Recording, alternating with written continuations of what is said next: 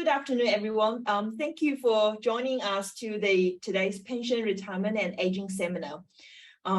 Before we start the proceeding, I'd like to give acknowledgement to the traditional people.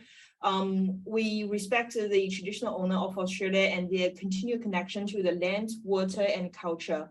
I particularly give respect to the traditional owner of the lands where I'm currently in, the Bigo people.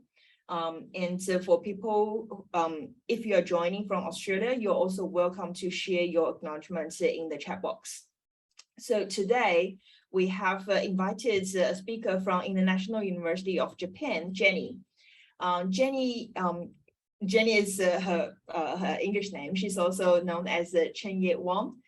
Jenny is an assistant professor of the Graduate School of International Relations at the International University of Japan. She holds a PhD from the University of New South Wales, Australia. Her research interests lie in the fields of health economics, education economics, and policy evaluation. Her current work focuses on the government's intervention in healthcare markets, the impact of population policies, as what we know that if you're based in Japan, you want to have a look at that, and the effects of a government's grant and development outcomes. Today, she's going to give us a talk about her research project looking at the government intervention. And I believe that this type of sharing of experience and research findings will be very inspiring to other countries, including Australia. Before I pass to Jenny, I kindly invite everyone to mute yourself, because we're going to start the presentation very soon. Jenny has kindly agreed to answer any questions that is for clarification. So if you have any short questions, feel free to raise your hand. I will pass that to you. I will stop Jenny and then pass that to you. If it's really a discussion questions, please leave to the end. We're going to have a Q&A session in the end. Thank you. So today I'm going to present a project which is about the impact of health insurance on health behavior among older people in Japan. And this is a joint work with Professor Shigo Shirahara. He is the guy that is working in Keio University now. And so about the motivation of this project, first of all, is about the aging population in Japan. As you know, Japan is a super old country. It's rapidly aging because it's very low fertility rate, which is at the bottom in the ranking over the world, and also a high life expectancy. In year 2020, 28.8% of the population was over 65. And it is expected to be at 38.5% in 2065. And it actually implies that the health needs of older adults tend to become pretty important in this country. But this issue actually is pretty complex, as for the older adults, they may experience more chronic health conditions and have a higher need for the healthcare.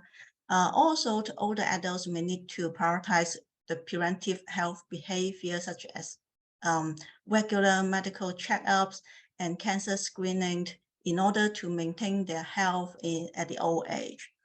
And health behavior, such as physical activities like doing exercise, having a balanced diet, and regularly having the preventive health measures, will play a very crucial role in promoting health and preventing chronic disease amongst the old adults. And so we really were interested in thinking about what measure may affect the health behavior of the older adults in Japan. And when we talk about health insurance, the impact of health insurance on health actually has pretty different dimensions. The first one we may think of would be what would be the impact of health insurance on health care use. So it is about the health care utilization. And many studies actually show a high correlation between the health insurance coverage and the use of healthcare. In general, we did see the study that found out that the preventive measures, services like diagnostic tests and regular checkup actually are less likely to be used by those without the health insurance. And also there are actually quite many studies do found that people without health insurance are more likely to be attended to the hospital for disease that actually if they have a prompt treatment, the people do not need to be hospitalized. So the health insurance coverage do have some effect on the use of health care. However, how about health behavior? So when we talk about health, the impact of health insurance on health behavior, actually it is pretty difficult to predict the outcome because actually there are two potential contradicting outcomes that may caused by the health insurance coverage. First, health insurance may lead to a more routine health checkup, and that may have a positive influence on health behavior. So they may have a because of the low cost, they may have more health checkup. That part actually is a positive health behavior already. And also when they have the health checkup, maybe they will be more aware about the health behavior that they should do, for example, doing more exercise, having a balanced diet, and so on. However, on the other side, we may also anticipate maybe there will be the ex-ante moral hazard because health insurance is going to reduce the cost of healthcare. And so the people may, because of having the health insurance, reduce their healthy behavior or reduce the use of preventive measures, and also may increase some risky health behavior such as drinking and smoking. And till now, actually the empirical evidence on this part are mixed. I will talk a bit about that part in the next slide. And so the purpose of this study actually is going to examine the effects of health insurance coverage on the health behavior among the older people in Japan. So a little bit literature review, this part won't be long. When we talk about the empirical evidence on the effects of health insurance on health behavior, actually some study found that the insurance coverage can increase individuals' engagement with the healthcare system, which can promote their healthy behavior. And also it may encourage them to reduce the risky health behavior, just as reducing the smoking habit, or reduce the unsafe sexual activity, or reducing the alcohol abuse. Also, Britt et al. In 2001 has a study and figured out that the uninsured adults were less likely than those without any insurance covered to receive the preventive measures such as having PET tests, mammography, and some colorectal screening. And though we do have some study that is supporting that having the health insurance is going to encourage the people's healthy behavior, there are also a couple of studies that is going to support the ex-ante moral hazard. That is, the insurance coverage may reduce prevention measures and also increase the unhealthy behavior because people may perceive themselves as less responsible for their health outcome and also may have less motivation to engage in the healthy behaviors. For instance, David and Kanzler found that with the Medicare, people are going to have a lower probability of engaging in doing exercise. So that decrease is talking about 39.7%, and also have the probability of the appearance of daily smoking is 15.8% higher. The probability of daily alcohol consumption is 14.8% higher.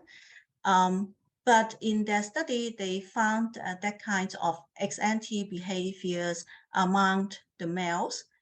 They don't find evidence of that kinds of ex-ante moral hazard effects for females. And then other study analyzed the data about the Affordable Care Act, the AC-8, which actually is an act that substantially increased the insurance coverage. And that study actually found that with ACA, it is going to increase the utilization of some preventive measure, but also increase that the heavy drinking behavior. So, sorry. Okay.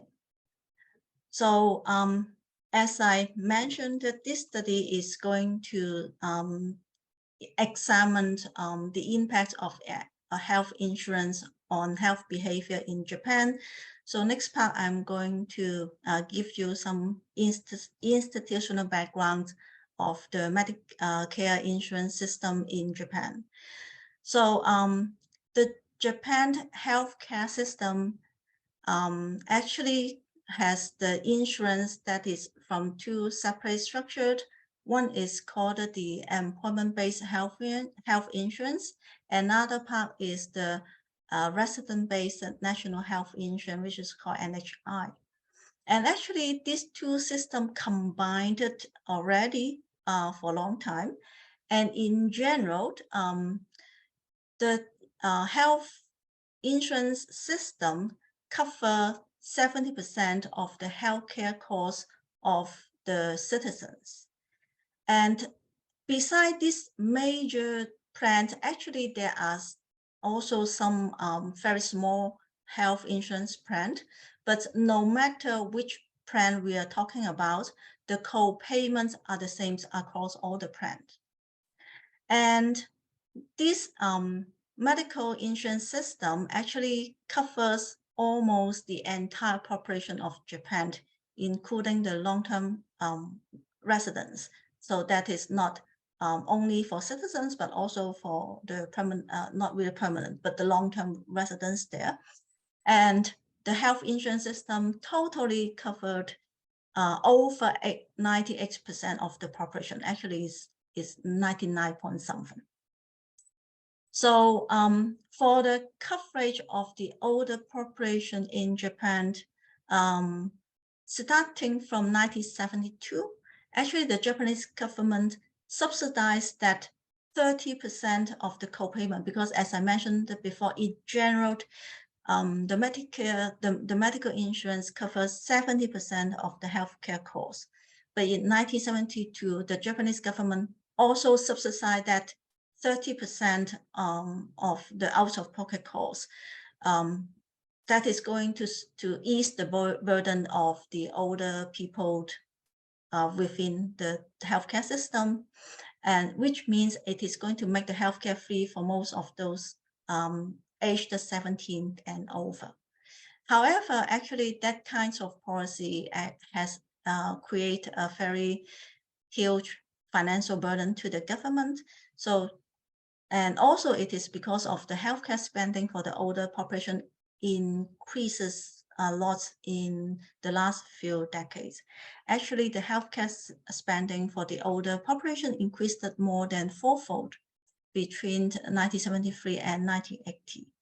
Therefore, after that, the Japanese government started to have some policy reform. Actually, it is a series of increasing the co-payment for among the older people. So actually, if we are talking about the change in the health insurance in Japan, it is not just happening in between 2014 to 2017. Actually, there are also some other changes beforehand. But for this study, because we are going to use the data within this period, so we only consider the policy change within this period.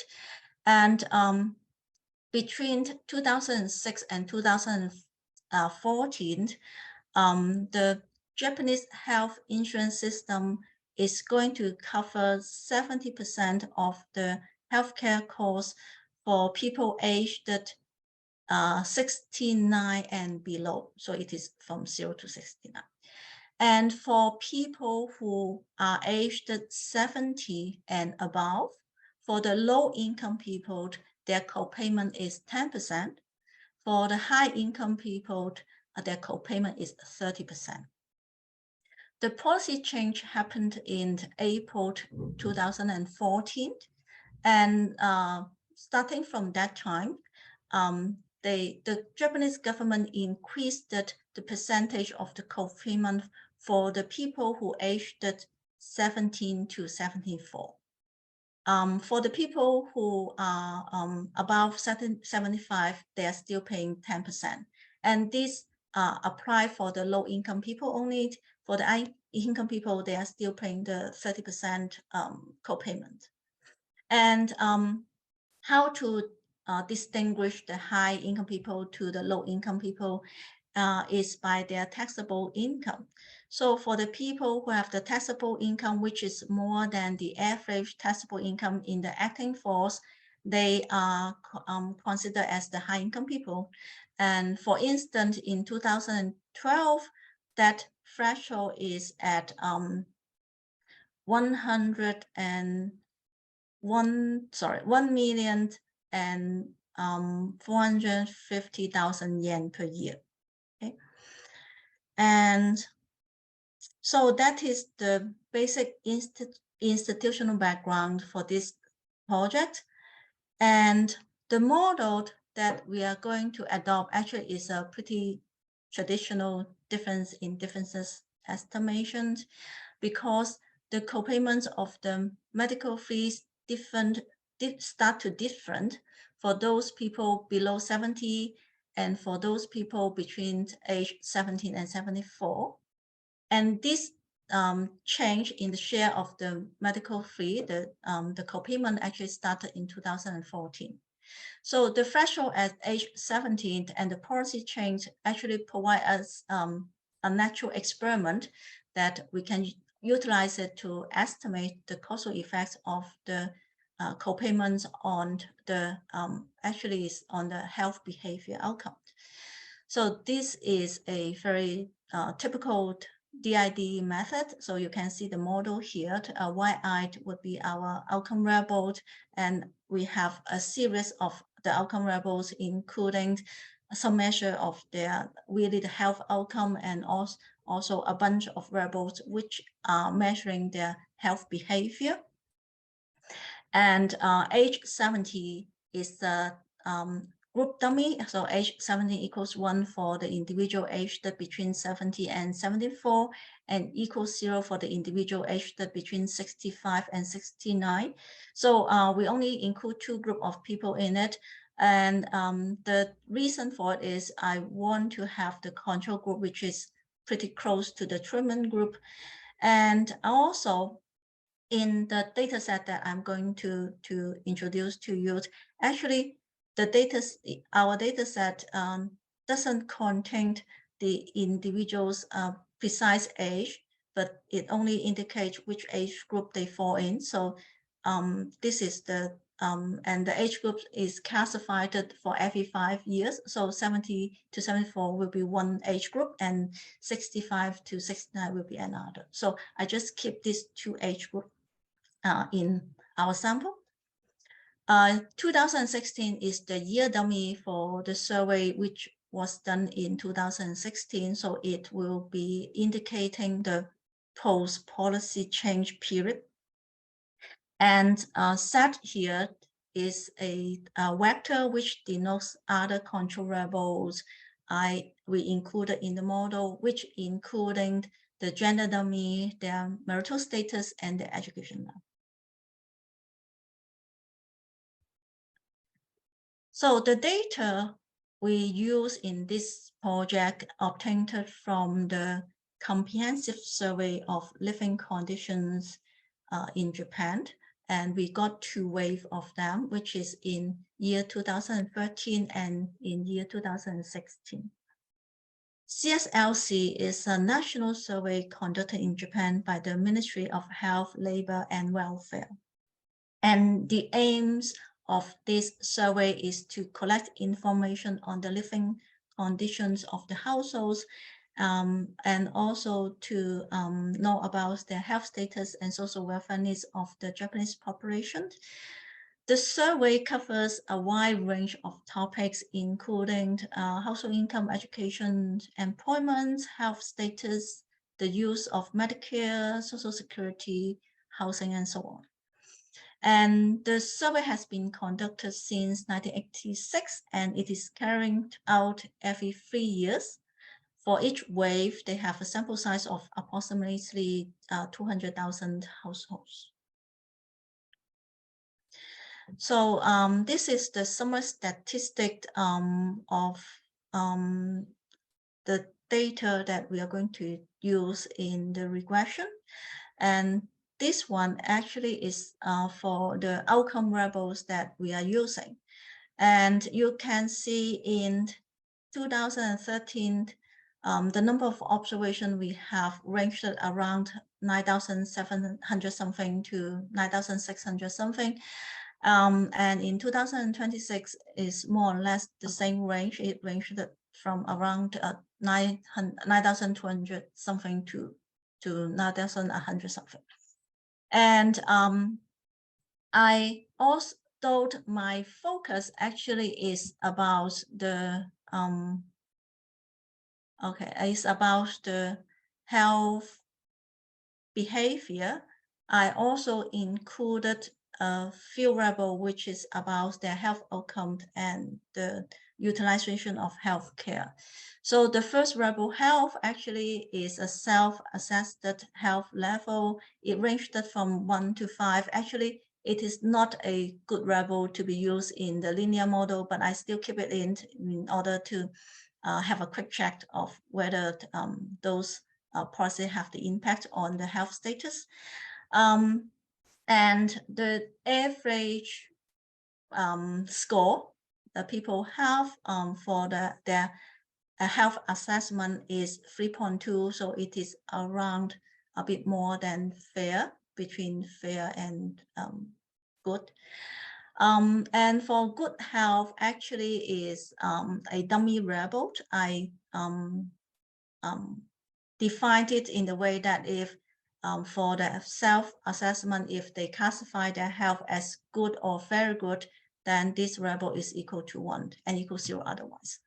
So on average, around 28%, 29% of the 28% of the people are classifying their health status as good. And being in hospital is a dummy variable, which is equal to 1 if that person is in the hospital during the survey time. And smoker will be the dummy variable indicate that if that person do smoke during the survey time. The number of cigarettes will be the number of cigarette consumption for that particular person within a week. Drinker has a similar meaning as the smoker, that is if that person do drink alcohol during the survey time. Amount of alcohol will be the average amount of alcohol consumption per week, which is in more the units for it. And regular meals, the next couple variables actually is about the healthy behavior, include and all of them are the dummy variables. So regular meals equals 1 if they are having regular meals. balanced diet equals 1 if they are taking balanced diet, and doing exercise equals 1 if they have regular exercise pattern. Regular sleep is if they have a regular and enough sleeping time.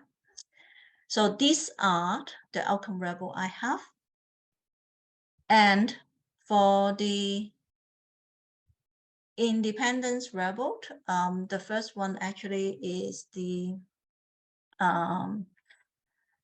age dummy. So this one actually is going to indicate whether they are in the treatment group. So in year 2013, around 51% of them are in the treatment group. In year 2016 is around 46%. And for the there are also, we have a bunch of control variables which I may add into the main model. So the male dummy is the gender dummy, and with spouse is also a dummy variable indicating that they have a spouse. And also I have a bunch of categorical variables to indicate their education level, including if their education level is primary school or below, having high school education, vocational training, university, postgraduate. And I also have a missing dummy for this one. So these are my main results.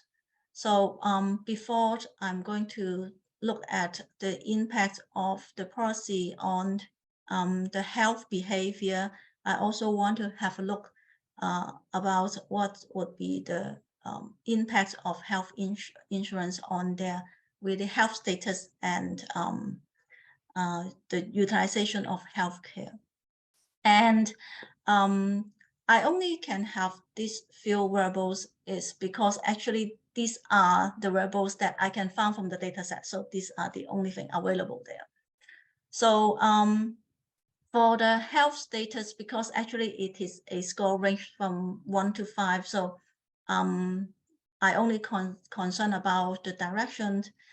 The policy reducing the health insurance coverage actually tend to have a positive impact on their health status. So no matter I'm going to measure it in the 1 to 5 scale, or I create a dummy variable which is called good health, for that is still we do see the policy, that is the coefficient of the interaction term, which is positive and significant.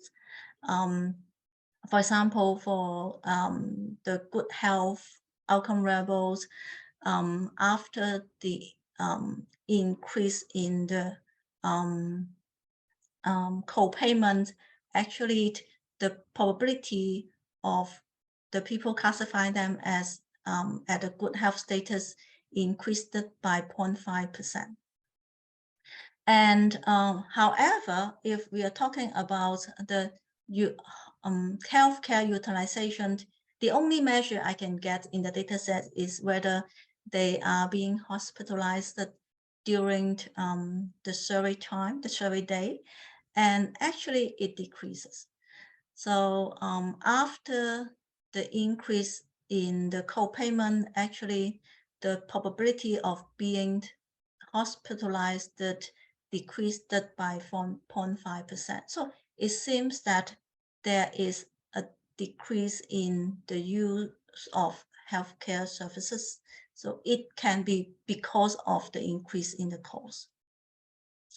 And I have forgotten to mention one thing beforehand, that is, if you remember when I present the institutional background, actually that increase in the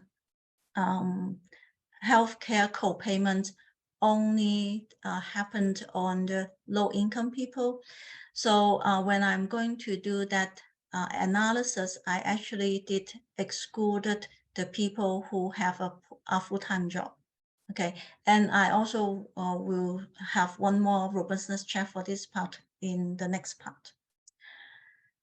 So now we are going to talk about the impact of the increase in co-payments on the risky health behavior, which is talking about smoking and drinking.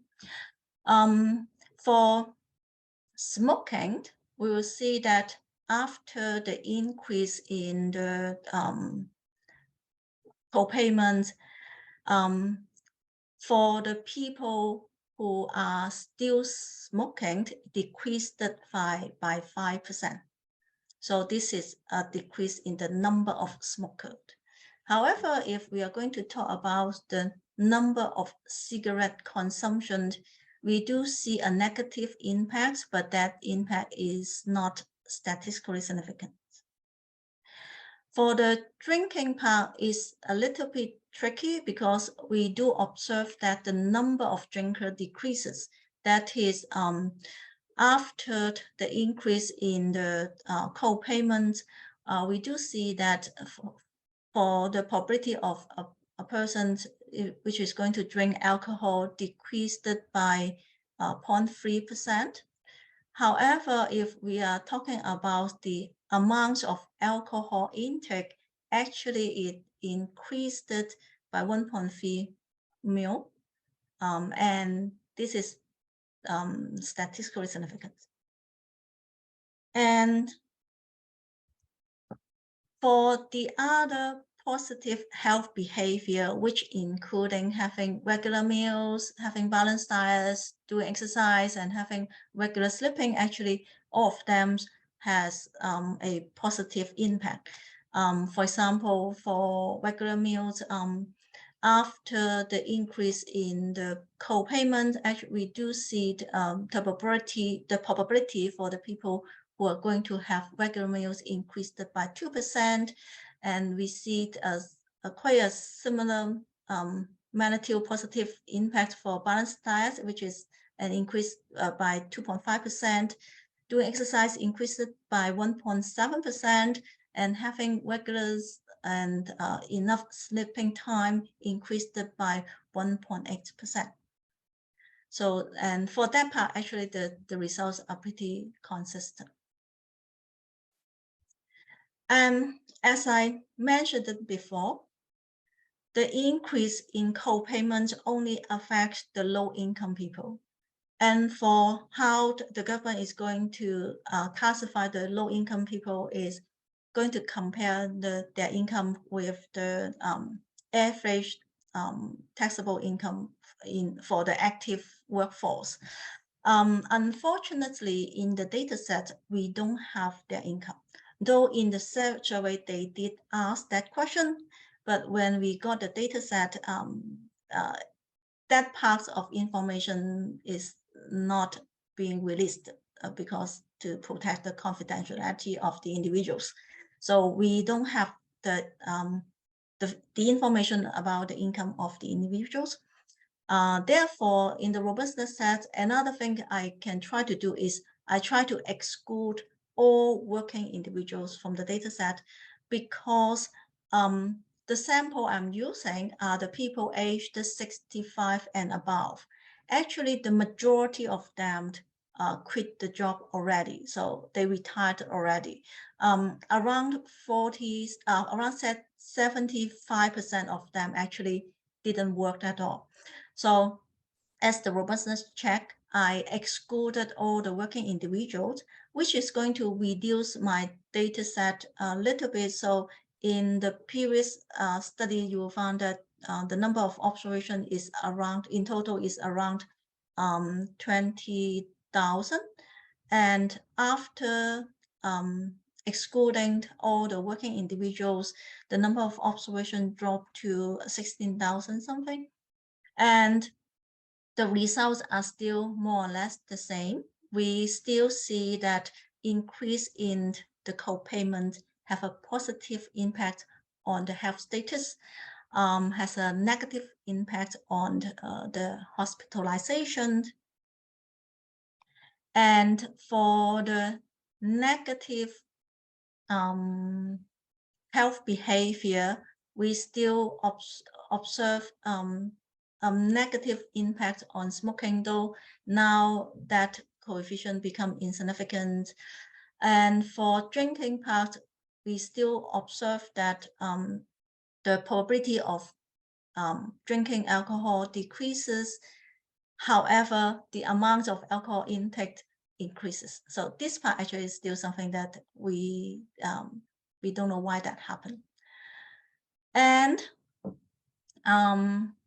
for the positive health behavior, including regular meals, balanced diet, doing exercise, and having regular sleep, all of them still show a positive effect. So we still can see that increasing the co-payment is going to encourage those positive health behavior.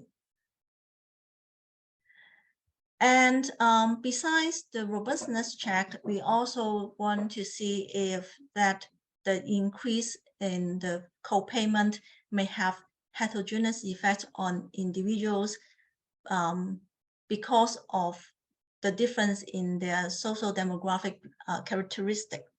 So the first heterogeneous effect we want to investigate is among the education level. So in our data set, we try to classify the people who are with the low education level and who have the high education level. The cutoff is at graduating from high school.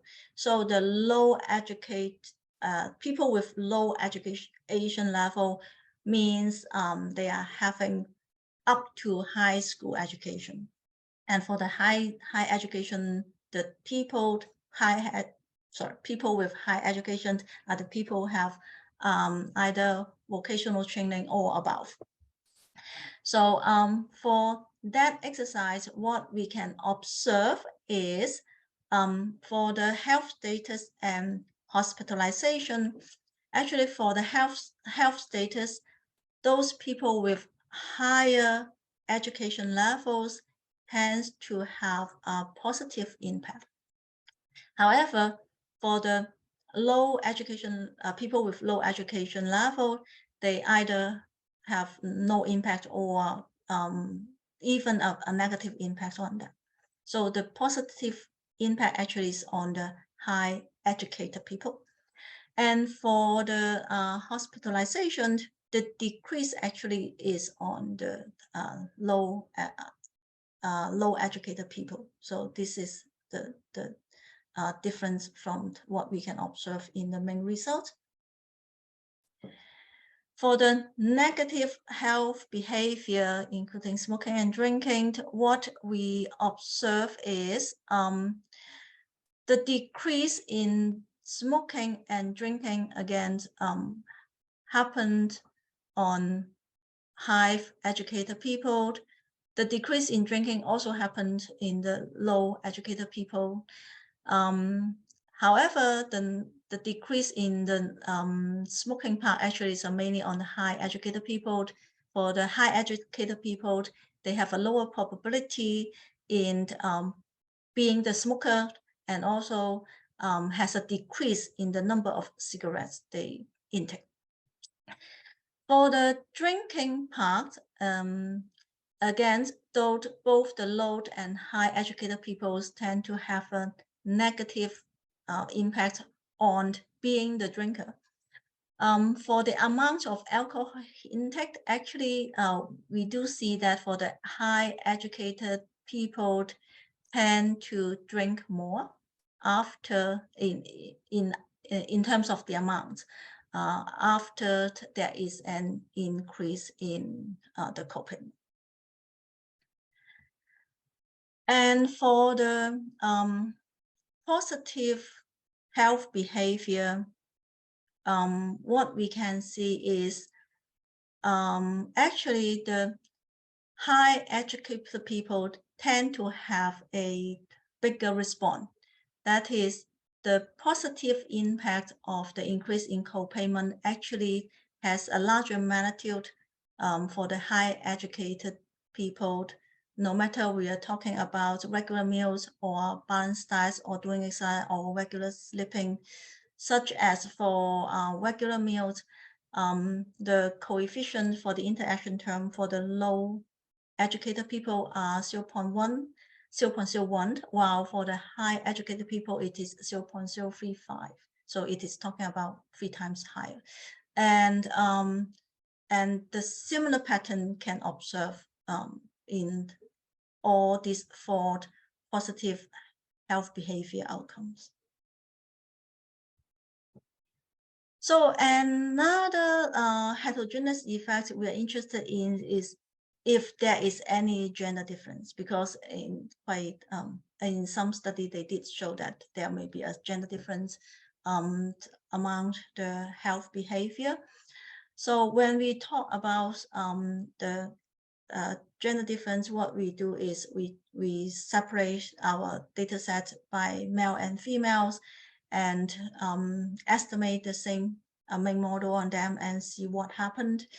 And what can we observe is for the health behavior part, we can see for smoking and the number of cigarette intake, the negative and significant impact are on the males.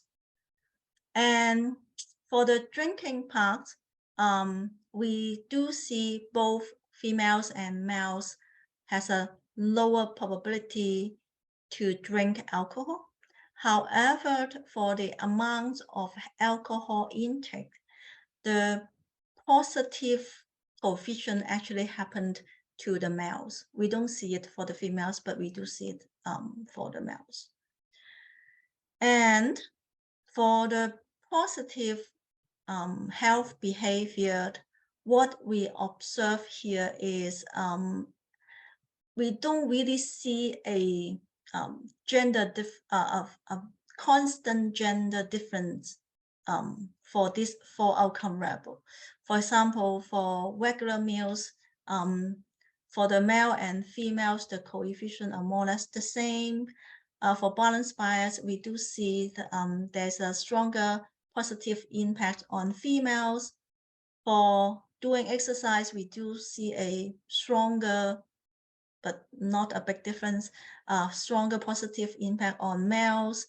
For having regular sleep, we see a strong positive impact on males, but we do see a pretty minor but negative impact on females. So this about the gender difference. And some general discussion. What we observe from our analysis is, in general, the decrease in the health insurance coverage, that is the increase in co-payment, actually reduce positive health behavior, except for drinking, except for the amount of alcohol intake. So this question actually is still is still a puzzle to us. However, the impact on risky health behavior is the bit max. That is what I mentioned, that is the consumption for cigarette declines, but the quantity demanded, that is the amount of alcohol intake, actually increases after the policy change. And also we do see some heterogeneous behavior change across different social demographic characteristics, which is we can see people with higher education level tend to have a stronger response in their behavior in both the positive and negative health behavior. And males have a larger decline in smoking, but have a significant increase in the amount of alcohol consumption. So this is this project is still in progress, and that is what we have found so far. We are still keep going on to work on this one. We still have some puzzle here, just like we still don't know why the alcohol consumption in amounts is increased, and we may also do a few more robustness check. But basically that is for this project till now, and any comments and suggestions are welcomed. Thank you so much for your time. Thank you, Jenny.